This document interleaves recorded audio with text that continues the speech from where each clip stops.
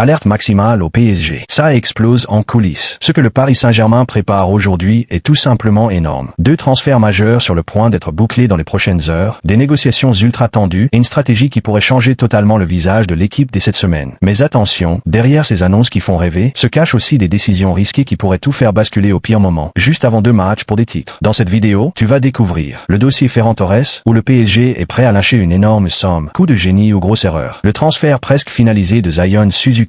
Futur crack ou pari dangereux avec déjà des tensions en interne. La vérité sur Mika God, qui brise enfin le silence et confirme que Paris pousse fort en coulisses. Et surtout, on va décrypter la stratégie choc de Luis Enrique et Luis Campos. Une révolution intelligente qui peut rendre le PSG encore plus dominant en Europe. Ou un pari ultra risqué avec trop de changements, trop de pression et un vestiaire prêt à exploser. Avec la Supercoupe d'Europe et le trophée des champions qui arrive. Le PSG joue déjà sa saison, avant même qu'elle commence. Reste jusqu'à la fin parce que ce que tu vas comprendre sur ce mercato est bien plus profond que ce que racontent les médias et ça pourrait te choquer. Passons à la première actualité et elle est déjà énorme. Le Paris Saint-Germain est en train de vivre une journée totalement décisive sur le marché des transferts avec un objectif clair. Accélérer, frapper fort et boucler rapidement 2 dossiers majeurs. Et au cœur de cette opération XXL, un nom ressort avec insistance. Ferran Torres. Depuis plusieurs jours, les signaux sont au vert, mais aujourd'hui, on entre dans une phase beaucoup plus concrète. Les discussions entre Paris et le FC Barcelone doivent officiellement démarrer avec une première offre qui pourrait immédiatement faire basculer les négociations. Ce qui est impressionnant dans ce dossier, c'est la volonté du PSG de ne pas perdre de temps. Luis Campos serait prêt à s'aligner directement sur les exigences du Barça, autour de 50 à 55 millions d'euros. Une stratégie claire, agressive, qui montre une chose. Paris veut conclure vite, sans entrer dans un long bras de fer. Le point positif, c'est que tout semble réuni pour que ce transfert se réalise rapidement. Le joueur aurait déjà donné son accord au PSG depuis un moment, les relations entre les 2 clubs sont excellentes, et le Barça, de son côté, a besoin de liquidités pour avancer sur d'autres dossiers comme Rodri ou Julian Alvarez. Autrement dit, les intérêts convergent parfaitement, ce qui réduit considérablement les risques de blocage. Mais attention, le point négatif, c'est justement cette rapidité.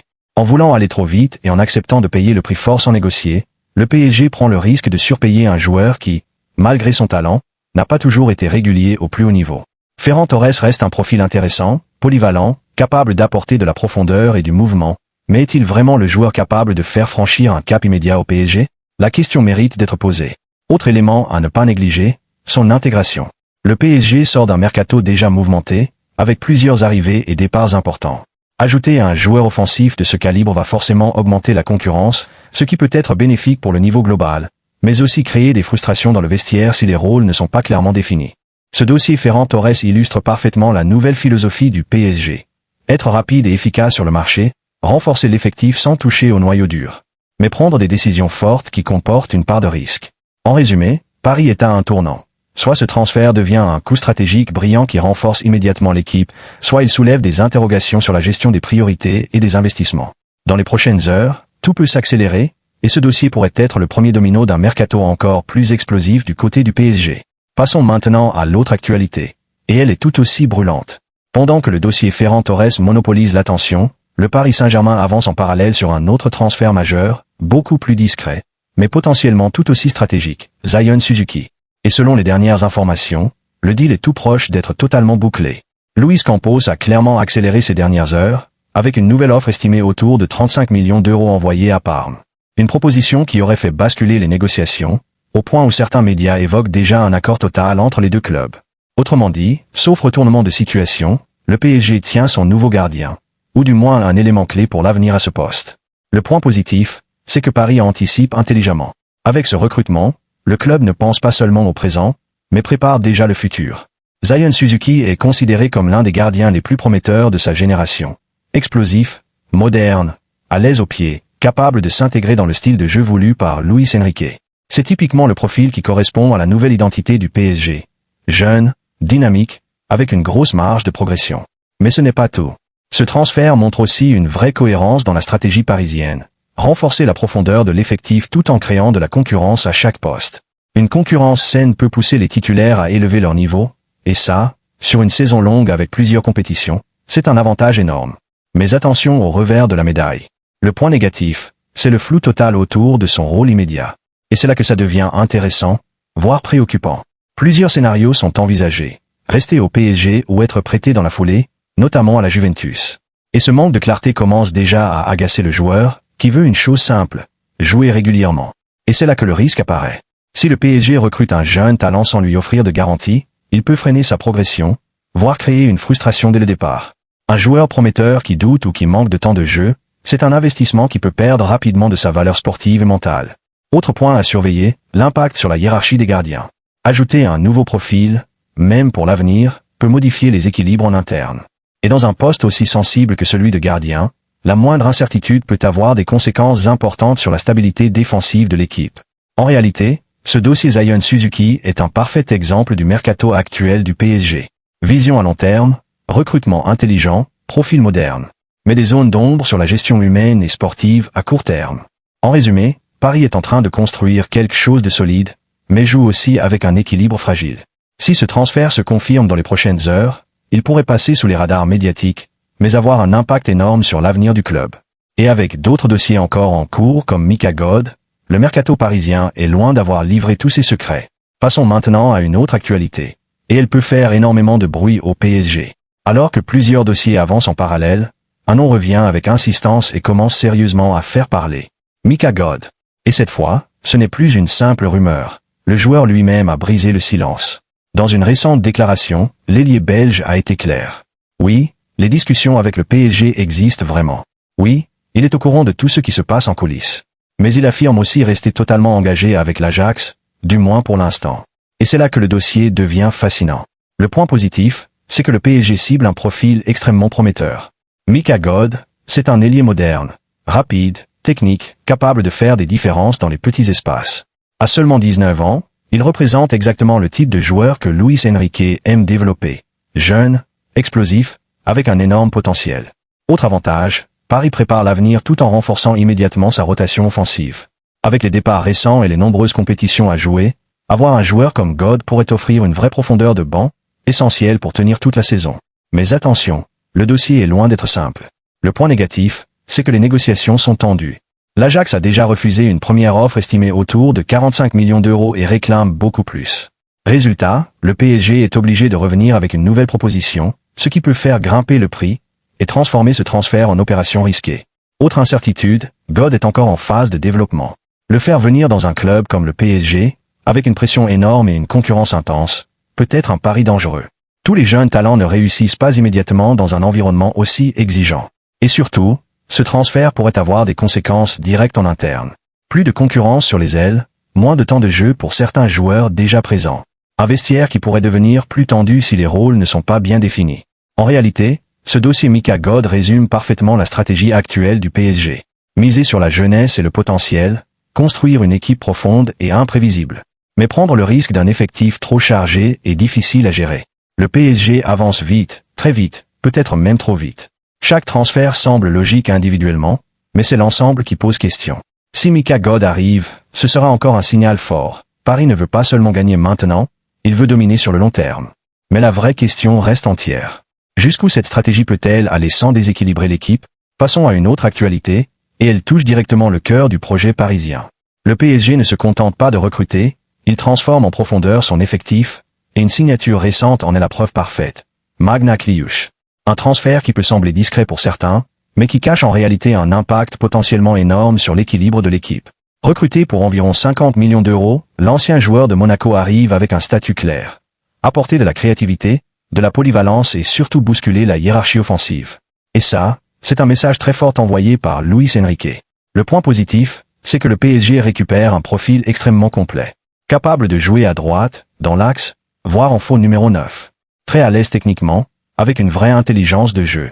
Un joueur encore perfectible, donc avec une grosse marge de progression. Concrètement, Akliouche peut devenir une arme tactique redoutable, capable de s'adapter à plusieurs systèmes et de débloquer des matchs fermés. Dans une équipe qui vise tous les titres, ce genre de profil est précieux.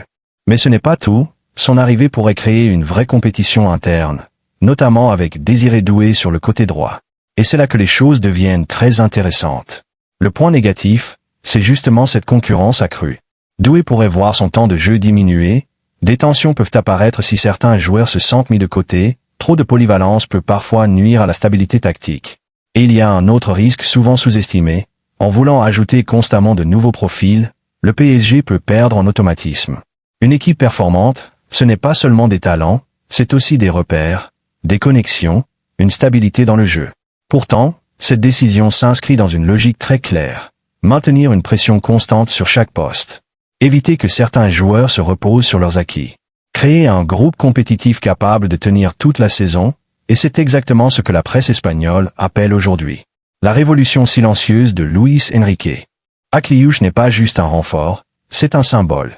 Celui d'un PSG qui refuse de stagner, qui veut évoluer, se renouveler, et rester imprévisible. Mais encore une fois, une question se pose. Jusqu'où peut-on pousser la concurrence sans fragiliser l'équilibre du groupe? Parce qu'au final, ce mercato du PSG est peut-être brillant. Mais il marche aussi sur une ligne très fine entre génie stratégique et risque de déséquilibre total. Passons à une autre actualité. Et elle dépasse même le simple mercato. Ce qui est en train de se passer au PSG ne concerne pas seulement des transferts, c'est une véritable révolution qui attire l'attention de toute l'Europe, et surtout de l'Espagne. Là-bas, un terme revient partout pour décrire ce que construit Luis Enrique. Une révolution silencieuse. Et ce n'est pas un hasard. Le point positif, c'est que le PSG applique une stratégie rarement vue à ce niveau. Ne pas toucher aux 11 titulaires qui a gagné. Mais renouveler profondément le banc et la rotation, ajouter du sang neuf pour maintenir une intensité maximale toute la saison, Paris devient une équipe moins prévisible, plus compétitive, plus complète. Chaque joueur sait qu'il doit se battre pour sa place, et ça peut tirer le niveau global vers le haut. Cette philosophie repose sur une idée simple mais puissante, se renouveler ou mourir. Et dans le football moderne, où tout va très vite, cette vision peut clairement faire du PSG une machine encore plus dominante en Europe. Mais attention, car cette stratégie comporte aussi des risques réels. Le point négatif, c'est que trop de changements, même intelligents, peuvent créer un manque de stabilité dans le groupe, des automatismes moins fluides sur le terrain, une pression constante qui peut fatiguer mentalement certains joueurs. Et il y a un autre danger souvent invisible. À force de vouloir améliorer chaque poste, le PSG peut déséquilibrer une équipe qui gagnait déjà. Parfois, vouloir trop perfectionner peut casser une dynamique. Et tout ça arrive à un moment clé. 2 titres à jouer immédiatement avec la Supercoupe d'Europe et le Trophée des Champions. Ce qui veut dire une chose. Si ça fonctionne, le PSG envoie un message fort à toute l'Europe. Si ça échoue, les critiques vont exploser et pointer directement cette stratégie. En résumé, le PSG est en train de jouer un jeu très ambitieux. Construire une équipe encore plus forte, plus profonde, plus durable, mais en prenant le risque de perturber un équilibre déjà gagnant. Ce mercato n'est pas juste une série de transferts, c'est un pari stratégique à très haut risque. Et maintenant, la vraie question, Luis Enrique est-il en train de bâtir une dynastie, ou de prendre un risque qui pourrait tout faire basculer? Le PSG est clairement en train de franchir un cap où chaque décision peut soit propulser le club vers une domination totale, soit créer des fissures au pire moment. Entre les dossiers Ferran Torres, Zion Suzuki, Mika God et l'arrivée déjà actée d'Akliouche, une chose est évidente. Paris ne veut plus seulement gagner, il veut contrôler l'avenir. Le côté positif, c'est une stratégie ambitieuse, moderne, presque imparable. Un effectif plus profond, une concurrence qui tire tout le monde vers le haut, une vision à long terme pour rester au sommet, mais le côté négatif est tout aussi réel. Trop de changements peuvent casser des automatismes, la pression interne peut exploser dans le vestiaire, certains paris peuvent ne jamais se confirmer. Et c'est là que tout se joue, parce qu'au final, ce mercato n'est pas juste une succession de transferts. C'est un pari XXL sur l'équilibre, la gestion humaine et le timing. Avec 2 titres à jouer immédiatement, le PSG n'a même pas le temps d'attendre. Les réponses arrivent maintenant. Dis-moi en commentaire, tu valides cette stratégie du PSG ou tu penses que c'est trop risqué? Like la vidéo si tu veux voir le PSG dominer encore l'Europe.